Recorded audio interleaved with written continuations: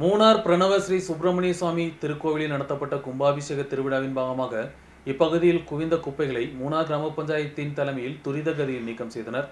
மூணார் கிராம பஞ்சாயத்து தலைவரின் தலைமையில் சுத்திகரிப்பு தொழிலாளிகள் ஒன்றிணைந்து குப்பைகளை நீக்கம் செய்தனர்.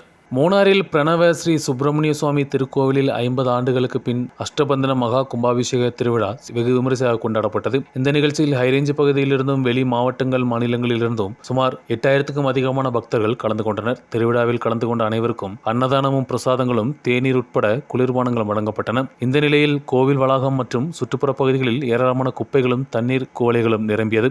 அதிகமான குப்பைகள் இந்த பகுதியில் குவிந்த நிலையில் மூணார் கிராம பஞ்சாயத்தின் தலைமையில் குப்பைகளை தூய்மைப்படுத்தும் பணிகள் காலையில் தொடங்கப்பட்டது. மூணார் கிராம பஞ்சாயத்து தலைவர் எஸ். விஜயகுமார் தலைமையில் தூய்மை பணியாளர்கள் ஒன்றிணைந்து குப்பைகளை நீக்கம் செய்தனர். மூணார் கிராம பஞ்சாயத்து தலைவர் எஸ். விஜயகுமாரும் சுத்திகரிப்பு தொழிலாளிகளுடன் தூய்மைப்படுத்தும் பணிகளில் பங்கெடுத்தார்.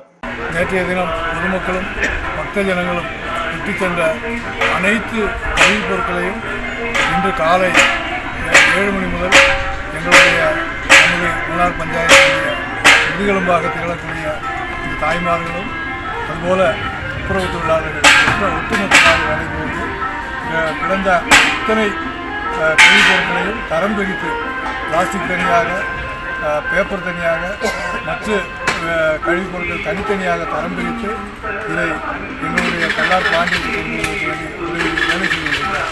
இவர்களுக்கு மனதார்ந்த பாராட்டுகளை தெரியப்படுத்துகிறது. பொதுமக்களும் தங்கள் இல்லங்களிலும் ஸ்தாபனங்களிலும் உண்டாக்கக்கூடிய கழிவுப் பொருட்களை தரம் பிரித்து பஞ்சாயத்திடம் தெரிவிக்க வேண்டும்.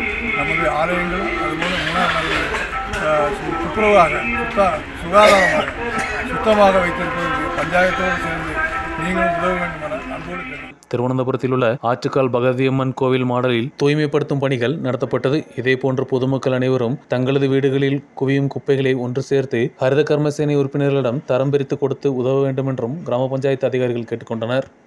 News bureau, Munnar.